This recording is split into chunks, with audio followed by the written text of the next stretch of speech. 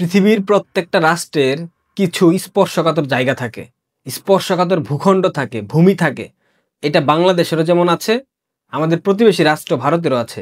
কিন্তু বাংলাদেশের ভূমিটা নিয়ে কিন্তু কখনো ভারতবর্ষ মাথা ঘামায়নি, নাক গলায়নি, যেটা এই মুহূর্তে মার্কিন যুক্তরাষ্ট্র নাক গলাচ্ছে।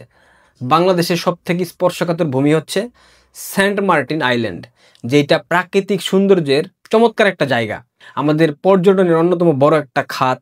সেখানে পর্যটকরা আসে, বিদেশি পর্যটকরাও আসে, কারণ সেখানকার যেই প্রকৃতি, সেখানকার যে নীল পানি সাগরের, সব কিছু দর্শককে বিমোহিত করে।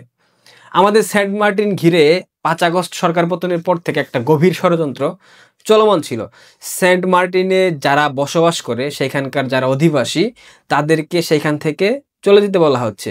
সেখানকার জমি অধিগ্রহণ করা হয়েছে একাধিক সূত্র মারফতে আমরা জেনেছি, এবং যাতে কোনো প্রকার লোকজন বাস না করে সেখানে, সেই জন্য সর্বোচ্চ প্রচেষ্টা চালাচ্ছে মার্কিন পাপেট, ডিপ স্টেটের দালাল উপদেষ্টা রেজওয়ানা। সেন্ট মার্টিনের মতো ভারতবর্ষের একটা স্পর্শকাতর জায়গা আছে, তাদের ভূখণ্ড আছে, যেটাকে বলা হয় শিলিগুড়ি করিডোর। তার আকৃতি মুরগির গলার মতো দেখতে, তাই তাকে চিকেন নেক বলে সবাই চিনে, এবং সেটা সুপরিচিত। চিকেন নেকের প্রস্থ 22 থেকে 27 কিলোমিটারের মতো অংশ বিভেদে। চিকেন নেকের সাথে ভারতবর্ষের একটা বিশাল গভীর সম্পর্ক, কারণ এই চিকেন নেক ভারতবর্ষের যে মূল ভূখণ্ড, সেইটার সাথে ভারতবর্ষের যে 7 সিস্টার্স রাজ্য, 7টা রাজ্য আছে, এই রাজ্যের একমাত্র সংযোগস্থল, স্থলপথে একমাত্র সংযোগস্থল এই চিকেন নেক। এই যে 7টা রাজ্য, অরুণাচল, আসাম, ত্রিপুরা, মেঘালয়, মণিপুর, নাগাল্যান্ড এবং মিজোরাম, এই 7টা রাজ্যের সাথে সকল প্রকার সংযোগ বিচ্ছিন্ন হয়ে যাবে যদি চিকেন নেক কোনোভাবে ক্ষতিগ্রস্ত হয়, যদি চিকেন নেককে কাট করে দেওয়া হয়, গলা কেটে ফেলা হয়। আপনারা নিশ্চয় জানেন লালমনিরহাট যে পুরাতন বিমানবন্দর, যেটা পরিত্যক্ত ছিল বাংলাদেশের, সেটা নতুন করে সংস্কার করা হচ্ছে, এবং সেই সংস্কার করছে চীনা কোনো একটা কোম্পানি, এবং সেখানে সম্পূর্ণ নিয়ন্ত্রণ নিয়ে আছে আইএসআই। 5 আগস্ট সরকার পরিবর্তনের পর থেকে ডক্টর মোহাম্মদ ইউনূস প্রথম দিকেই 7 সিস্টার্স নিয়ে হুমকি দিয়েছেন, চীনে গিয়ে 7 সিস্টার্স নিয়ে বিতর্কিত মন্তব্য করেছেন একাধিকবার। মানে তিনি প্রত্যেকটা বক্তব্যে, প্রত্যেকটা জায়গায় গিয়ে 7 সিস্টার্স নিয়ে একটা বাজে কটূক্তিপূর্ণ মন্তব্য করে আসেন, সমুদ্রের জলকর্তা দাবি করেন নিজেকে। এবং বাংলাদেশের একাধিক ব্যক্তিবর্গ, এই সরকারের সাথে যারা সংশ্লিষ্ট, তারা সবাই এই ভারতবর্ষের 7 সিস্টার্স দখল করে নেওয়ার জন্য একটা হুমকি দিয়ে রেখেছে। বাংলাদেশ সেনাবাহিনীর যে সাবেক আফিমখোর সদস্যরা আছে, যাদের কোনো প্রকার যোগ্যতা নাই, মেধা নেই, যাদের বুদ্ধি হাঁটুর নিচে, তারা পর্যন্ত কলকাতা দখল করবে, পশ্চিমবঙ্গ দখল করবে, 7 সিস্টার্স দখল করবে, দিল্লির মসনদে গাজওয়াতুল হিন্দ প্রতিষ্ঠা করবে, এ ধরনের একাধিক হুমকি ভারতকে দিয়েছে। অর্থাৎ 5 আগস্ট আওয়ামী লীগ সরকারের পতনের পর থেকে এই চিকেন নেক কেন্দ্র করে ভারতকে প্রতিনিয়ত হুমকি ধামকি, হুঁশিয়ারি বার্তা বাংলাদেশের সরকার, বাংলাদেশের বিভিন্ন রাজনৈতিক দল, বিশেষ করে নাবালক পার্টি এনসিপি, এদের একাধিক নেতারা সেটা দিয়েছে। অনেকেই বলেন যে বাংলাদেশ আওয়ামী লীগের দিকে শুধু সুদৃষ্টি রাখে ভারতবর্ষ। কেন রাখবে না ভাই? গত 17 বছর শাসনামলে একদিনের জন্যেও, 1 সেকেন্ডের জন্য কি বাংলাদেশ ভারতের সীমান্তবর্তী অঞ্চলে স্থিতিশীলতা নষ্ট করেছিল? তারা কি কখনো ভারতের 7 সিস্টার্স খেয়ে দেওয়ার হুমকি দিয়েছিল? তারা কখনোই ভারতবর্ষের আঞ্চলিক স্থিতিশীলতা, আঞ্চলিক নিরাপত্তা বিঘ্নিত হোক, এ ধরনের কোনো কর্মযজ্ঞ করে নাই।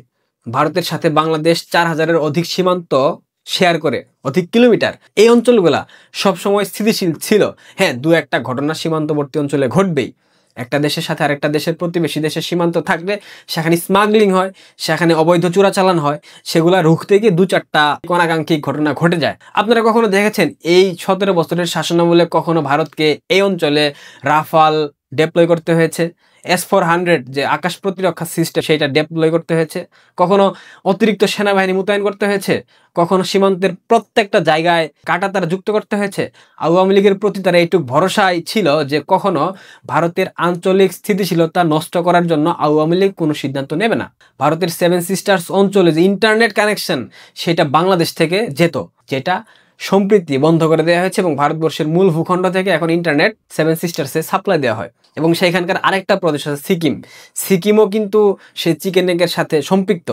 এখন আপনারা প্রতিনিয়ত ভারতবর্ষকে হুমকি ধামকি দেবেন, চিকেন নেকের গলা কেটে দেওয়ার চেষ্টা করবেন এবং ভারতের চিরশত্রু চীন এবং আঞ্চলিকভাবে চীনের সাথে যতই সম্পর্ক ঠিক হোক না কেন একটা মৌন দ্বন্দ্ব মন থেকে যায় যে চীনকে আপনারা লালমনিরহাটের সেই পরিত্যক্ত বিমানবন্দর ঠিক করবার জন্য দায়িত্ব দেবেন, সংস্কার করবার জন্য সেখানে যুদ্ধবিমান রাখবেন, চীন থেকে যুদ্ধবিমান কিনবেন, তখন কি ভারত চেয়ে দেখবে? তাদের ভৌগোলিক সীমারেখা ঠিক রাখার জন্য, তাদের আঞ্চলিক স্থিতিশীলতা রক্ষার জন্য, তাদের সীমান্তবর্তী অঞ্চলের স্থিতিশীলতা রক্ষার জন্য তারা তো সবটুকু পদক্ষেপ নেবে। এবং সেই পদক্ষেপের জায়গা থেকে ভারতবর্ষ চিকেন নেকের আশেপাশে পঞ্চগড় এবং লালমনিরহাট জেলার প্রায় 62 কিলোমিটার ভিতরে প্রবেশ করেছে। অর্থাৎ বাংলাদেশের ভূখণ্ডের 62 কিলোমিটার ভিতরে ভারতবর্ষের সেনাবাহিনী প্রবেশ করেছে। এটা আনুষ্ঠানিকভাবে ভারতবর্ষের পক্ষ থেকে কোনো ঘোষণা আসেনি, কোনো জাতীয় পত্রিকাতেও আসেনি। এটা আমাদের সোর্সের মাধ্যমে পাওয়া তথ্য এবং এটা নিয়ে একাধিক ইউটিউবার কন্টেন্ট বানিয়েছে। কিছু যদি না ঘটে, কোনো কিছু আসলে রটে না, সেই জায়গা থেকে এই বিশ্বাসটুকু রাখতে হবে আমাদের সোর্স তো সবসময় মিথ্যা কথা বলে না। যদি নাও ঢুকে থাকে, প্রবেশ করে না থাকে, সেই ক্ষেত্রে সেইখানে তাদের সেনা উপস্থিতি বাড়িয়ে দিয়েছে, সেইখানে সকল ধরনের যুদ্ধ সরঞ্জাম তারা বাড়িয়ে দিয়েছে। এবং আপনারা জানেন ভারতবর্ষ কয়েকটা জায়গায় নোটাম জারি করেছে, আকাশপথ বন্ধ। তার মানে চিকেন নেক অঞ্চলেও আকাশপথ খুব জলদি বন্ধ হয়ে যাবে, এটুক নিশ্চয়তা আমি আপনাদেরকে দিতে পারি। জামাতের আবু তাহের বলেছিল না 50 লক্ষ নেতাকর্মী আছে, তরুণ আছে, ভারতের সাথে যুদ্ধে জড়াবে। সেই 50 লক্ষ তরুণ কোথায়? আজকে ভারত বাংলাদেশের 62 কিলোমিটার অভ্যন্তরে ঢুকে তাদের অবস্থান নিশ্চিত করেছে। এখন সেই 50 লক্ষ তরুণ যোদ্ধা কোথায়, যারা কাগজের কাস্তে দা, বাটি, কুমড়া, কুড়াল সবকিছু নিয়ে ভারতকে আক্রমণ করবে? ভারতের আধুনিক সব ক্ষেপণাস্ত্র, আগ্নেয়াস্ত্র এদের বিপক্ষে তারা পুত পেতে দিয়ে যুদ্ধ করতে যাবে। তারা কোথায়? এই তাহের বাচ্চা, কোথায় তোর লোকজন? কথা বলার সময় লাগাম টানতে হয়, লিমিট রাখতে হয়। কোনো দেশ তাদের স্পর্শকাতর জায়গা নিয়ে কথা বললে, মন্তব্য করলেই সরাসরি হামলা করে বসে। সেখানে এখন পর্যন্ত ভারতবর্ষ যথেষ্ট সহনশীলতা দেখিয়েছে, এখন পর্যন্ত কোনো প্রকার অ্যাকশনে যায়নি। এখন ভারত যদি এই লালমনিরহাট পুরো জেলাটাই দখল করে নেয়, বাংলাদেশের বাপের সাধ্য আছে ভারতকে রুখে দেওয়ার? পৃথিবীর কোনো রাষ্ট্র এসে বাংলাদেশ সাহায্য করবে? করবে না। কারণ ভৌগোলিকভাবে বাংলাদেশ ভারতের পেটের মধ্যে অবস্থান করছে ভাই। একদিকে বঙ্গোপসাগর, ওইখানে ভারত মহাসাগরে যদি ব্যারিকেড দেয়, আরব সাগরে ব্যারিকেড দেয়, পৃথিবীর কোনো রাষ্ট্র থেকে কোনো যুদ্ধ জাহাজ বাংলাদেশে আসতে পারবে? রাশিয়া তো আছেই। এগুলো আমরা কখনো ভাবি না। আমরা ভাবি না আমাদের ভৌগোলিক অবস্থানটা একটা ভঙ্গুর অবস্থার মধ্যে আছে, আমাদেরকে চাইলেও কোনো প্রতিবেশী রাষ্ট্র সহায়তা করতে পারবে না। চীনের সাথে কি বাংলাদেশের সীমান্ত আছে? চীন কি সরাসরি সীমান্তবর্তী অঞ্চল দিয়ে আমাদেরকে রসদ সাপ্লাই দিতে পারবে? যুদ্ধের সাপ্লাই লাইন না থাকলে যুদ্ধ করে কোনোদিনও টেকা যায় না, সে যত বড় শক্তিশালী হোক না কেন।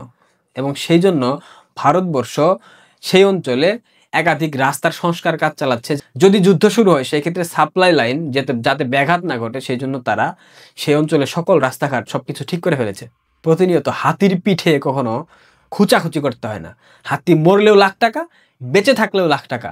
হাতি মরে শুয়ে থাকলেও পিপিলিকা কখনো হাতির সমান উঁচা হইতে পারে না। বাংলাদেশের পিপিলিকা একটা গভর্নমেন্ট, যার কোনো ঠিক ঠিকানা নাই, অবৈধ একটা সরকার এসেই প্রতিবেশী রাষ্ট্রকে উত্তপ্ত করে দিয়েছে, প্রতিবেশী রাষ্ট্রকে বারবার হুমকি ধামকি দিয়েছে। চেয়ে দেখবে ভারত? ভারতের কি সেই সক্ষমতা নাই? যেইটুক সহনশীলতার পরিচয় দিয়েছে ভারত, ভারতের নরেন্দ্র মোদীর জায়গায় অন্য কোনো ভারতের প্রধানমন্ত্রী থাকতো, যদি এতদিনে বাংলাদেশকে ধুয়ে মুছে একদম সাফ করে দিত। চিকেন নেকের ঘটনাটা আমি বলছি না শতভাগ সত্যি, তবে প্রবেশ করেছে সেনা, এটা মোটামুটি নিশ্চিত। হয়তোবা 62 কিলোমিটার জুড়ে যায়নি, একটা অংশ তারা তাদের উপস্থিতির জানান দিয়েছে। সেখানে হয়তোবা 2-1 দিনের মধ্যে দেখবেন আপনারা যুদ্ধ মহড়া প্রস্তুতি তারা শুরু করে দিয়েছে। বাংলাদেশকে একটা শিক্ষা দেওয়া জরুরি, কারণ এই দেশের মানুষকে 9 মাসে যে স্বাধীনতা অর্জনে সহায়তা করেছিল ভারত, সেই জিনিসটাকে পুনরায় স্মরণ করে দেওয়ার জন্য হলেও বাংলাদেশকে একটা দীর্ঘমেয়াদে শাস্তি দেওয়া উচিত। ভালো থাকবেন, ধন্যবাদ।